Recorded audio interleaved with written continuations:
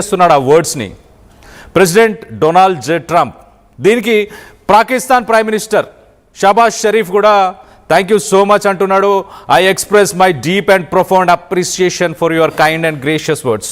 So Trump straight of Hormuz open అయిపోయింది, ఫుల్గా ఆపరేషనల్గా ఉంది. ఎట్ ద సేమ్ టైం వార్కి సంబంధించిన పీస్ టాక్స్ కూడా ఆల్మోస్ట్ ఫినిష్ అవబోతున్నాయి.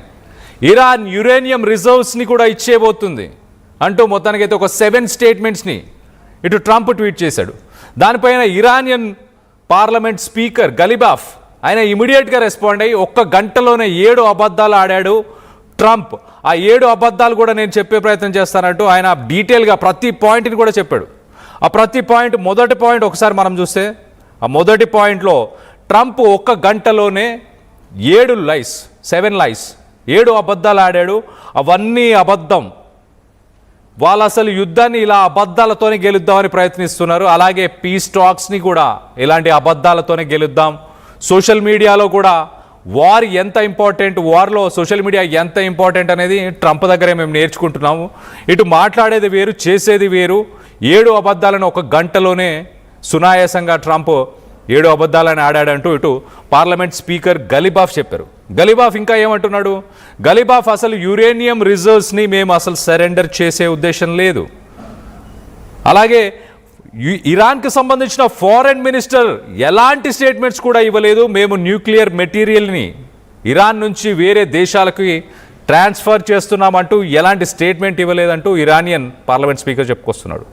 ట్రంప్ ఒక పక్కన స్ట్రైట్ ఆఫ్ హార్మోజ్ ఓపెన్ ఉంది, ఇరాన్ న్యూక్లియర్ రిజర్వ్స్ని ఇచ్చేస్తుంది, 24/7 స్ట్రైట్ ఆఫ్ హార్మోజ్ ఓపెన్ ఉంటుంది. అలాగే రానున్న 5 to 20 years దాకా కూడా యురేనియం ఎన్రిచ్మెంట్, యురేనియం రిజర్వ్స్ని ప్యూరిఫై చేయము అంటూ ఇరాన్ ఒప్పుకుంది అంటూ ఇలాంటి స్టేట్మెంట్స్ ట్రంప్ పాస్ చేస్తే, దానికి కౌంటర్ ఇస్తూ ఇటు పార్లమెంట్ స్పీకర్ ఫారెన్ మినిస్ట్రీ నుంచి అఫీషియల్గా ఎలాంటి స్టేట్మెంట్ కూడా రాలేదు కదా, అసలు మాకు అలాంటి ఆలోచన కూడా లేదు, ఇలాంటి అబద్ధాలు చెప్పి పీస్ టాక్స్ని కూడా వాళ్ళు నెగోషియేట్ చేయలేరు సరిగ్గా అంటూ ఇటు ఇరానియన్ పార్లమెంట్ స్పీకర్ గలిబాఫ్ ఆయన చెప్పుకొచ్చారు. ఇంకా ఏమంటున్నాడు గలిబాఫ్ చాలా క్లియర్గా స్ట్రైట్ ఆఫ్ హార్మోజ్ ఏదైతే ఉందో ఒక డెసిగ్నేటెడ్ రూట్ ద్వారా అక్కడ షిప్స్ ప్రస్తుతానికి ట్రాన్స్పోర్ట్ అవుతున్నాయి అక్కడ నుంచి. కానీ అది ఇరాన్ కండిషన్స్ ప్రకారం ఇరాన్కి ఒక టోల్ గేట్ పే చేసిన తర్వాతే అక్కడి నుంచి వెళ్తున్నాయి. గలిబాఫ్ చేసిన ఆ స్టేట్మెంట్స్ కూడా ఒక్కసారి చదివి వినిపించే ప్రయత్నం చేస్తా. ఇరాన్కి సంబంధించిన పార్లమెంట్ స్పీకర్ ఇటు పాకిస్తాన్లో జరిగిన చర్చలకు కూడా ఇరాన్ తరఫున ఆ డిస్కషన్స్ని ముందుకు తీసుకెళ్లే ప్రయత్నం చేసిన వ్యక్తి కూడా గలిబాఫ్. పాకిస్తాన్ ఇస్లామాబాద్కి వెళ్ళిన వ్యక్తి కూడా, ఇటు జేడీ వ్యాన్స్తో మాట్లాడడానికి వెళ్ళిన వ్యక్తి కూడా ఈ గలిబాఫే. అతను ఏమంటున్నాడు ఒకసారి వినే ప్రయత్నం చేద్దాం. The president of United states made 7 claims in 1 hour, all 7 of which are false. 1 గంటలోనే 7 స్టేట్మెంట్లు ఇచ్చాడు.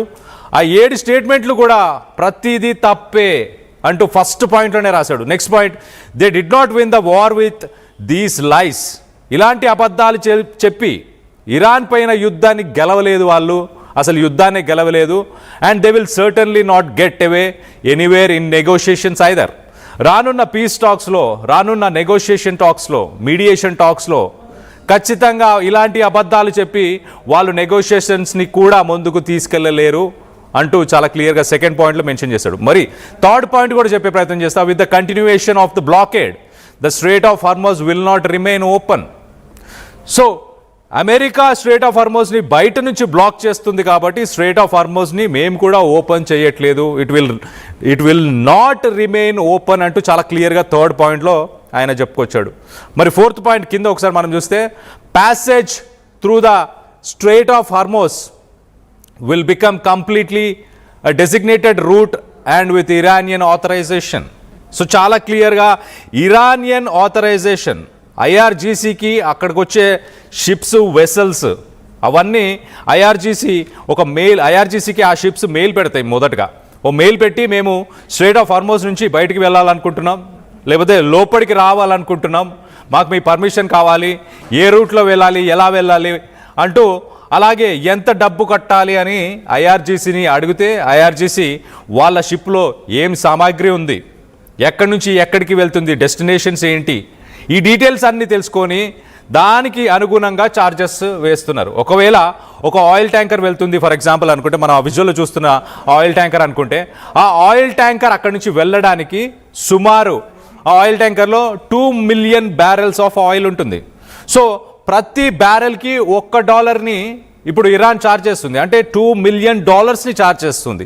సో అలా షిప్లో ఎలాంటి సామాగ్రి ఉంది దాన్ని బేస్ చేసుకొని మేము చార్జెస్ అప్లికేబుల్ అంటూ చెప్పుకొచ్చే ప్రయత్నం చేస్తారు. మరో పక్కన 4th పాయింట్లో passage through the strait of Hormuz will be conducted based on the designated route and with Iranian authorization. So చాలా క్లియర్గా డబ్బులు తీసుకుంటున్నామని చెప్తున్నారు. అలాగే 5th point, whether the strait is open or closed, the regulations governing it will be there. So strait of Hormuz అనేది open ఉందా close ఉందా అనేది ఆ స్టేట్మెంటు సోషల్ మీడియాలో ట్రంప్ చెప్పడం కాదు, ఫీల్డ్కి వచ్చి వాస్తవానికి అక్కడ ఓపెన్ ఉందా లేదా అనేది డిసైడ్ చేయాలి.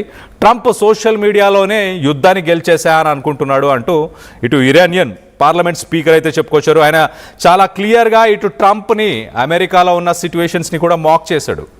ఒక ఫార్ములాని కూడా ఇటు ట్రంప్కు చెప్పే ప్రయత్నం ఇచ్చేశాడు.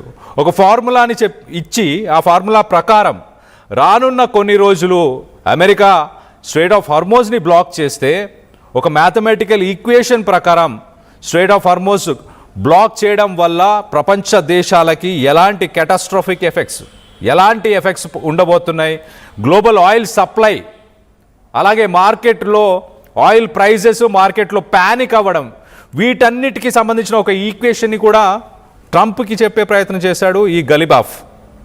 మరోపక్కన అమెరికన్స్ని చాలా క్లియర్గా వార్న్ చేస్తున్నాడు. ఏమని? కరెంట్ సిట్యువేషన్, ప్రస్తుతానికి అమెరికాలో ఉన్న oil prices per barrel per gallon అమెరికాలో ప్రస్తుతానికి ఆయిల్ ప్రైజెస్ $4 to $5 ఉన్నాయి. జనవరిలో $2.8 ఉంది, కాస్త ఇప్పుడు $4 to $5, ఆల్మోస్ట్ 60%, 70% ఇంక్రీజ్. ఒకవేళ ఇలానే స్ట్రైట్ ఆఫ్ హార్మోజ్ని అమెరికా బ్లాక్ చేసి మేము కూడా లోపల నుంచి మేము బ్లాక్ చేసి బయట నుంచి అమెరికా బ్లాక్ చేస్తే రానున్న రోజుల్లో అమెరికా ఎలాంటి పరిస్థితులు ఎదుర్కోబోతుంది, ప్రపంచ దేశాలు ఎలాంటి పరిస్థితులు ఎదుర్కోబోతున్నాయి అంటూ చాలా క్లియర్గా ఒక స్టేట్మెంట్ ఇచ్చే ప్రయత్నం చేశాడు. ట్రంప్ ఒక పక్కన పాకిస్తాన్ ప్రైమ్ మినిస్టర్ని అలాగే ఫీల్డ్ మార్షల్ని పొగుడుతున్నాడు. పీస్ టాక్స్ సఫలం అవ్వబోతున్నాయి, చాలా క్లియర్గా మీడియేషన్ టాక్స్ జరగబోతున్నాయి అంటూ ట్రంప్ పొగుడుతున్న సమయంలో ట్రంప్ ఒక 7 పాయింట్స్ని స్ట్రైట్ ఆఫ్ హార్మోజ్ ఓపెన్ ఉంది, తెహరాన్ యురేనియం రిజల్ట్స్ని ఇచ్చేయడానికి ఒప్పందానికి వచ్చేసింది, ఒప్పుకుంది అంటూ ఇలాంటి 7 పాయింట్లను రాస్తే ఇరానియన్ పార్లమెంట్ స్పీకర్ గలిబాఫ్ ఇమీడియట్గా రెస్పాండ్ అయ్యాడు సోషల్ మీడియాలోనే. ఇమీడియట్గా మా ఫారెన్ మినిస్ట్రీ నుంచి ఒక అఫీషియల్ స్టేట్మెంట్ ఏమైనా వచ్చిందా, ఎలా కన్సిడర్ చేస్తారు మీరు? ట్రంప్ ఇలా సోషల్ మీడియాలో అబద్ధాలు చెప్పి ఆ పీస్ టాక్స్లో కూడా, ఆ మీడియేషన్ టాక్స్లో కూడా ఇలాంటి అబద్ధాలు చెప్పే ప్రయత్నమే చేస్తున్నాడు. అందుకే ఆ మీడియేషన్ టాక్స్ కూడా సక్సెస్ఫుల్గా అవ్వట్లేదు అంటూ ఆ 7 పాయింట్స్ ఏవైతే ట్రంప్ మాట్లాడాడో ఆ 7 పాయింట్స్ కూడా అబద్ధాలు. ఒక గంటలోనే 7 అబద్ధాలు ఆడాడు. ఆ ప్రతి పాయింట్ గురించి కూడా ఇరానియన్ పార్లమెంట్ స్పీకర్ గలిబాఫ్ చాలా క్లియర్గా ప్రతి పాయింట్ని కూడా ఆయన కౌంటర్ ఇచ్చే ప్రయత్నం చేశాడు. మరొక పక్కన ఇరాన్ ప్రధానంగా ఏం డిమాండ్ చేస్తుంది, అమెరికా ఏం డిమాండ్ చేస్తుంది కూడా డీటెయిల్గా మాట్లాడుకునే ప్రయత్నం చేద్దాం. ఇట అమెరికా యురేనియం రిజర్వ్స్ని ఒక 20 years దాకా ఎలాంటి న్యూక్లియర్ ప్రోగ్రామ్ రన్ అవ్వకూడదు, ఎలాంటి యురేనియం ప్యూరిఫికేషన్ 20 years చెయ్యొద్దు ఇరాన్ అంటూ అమెరికా, మరి ముఖ్యంగా ట్రంప్ ఒక పాయింట్ని ముందుకు తీసుకొచ్చే ప్రయత్నం చేశాడు.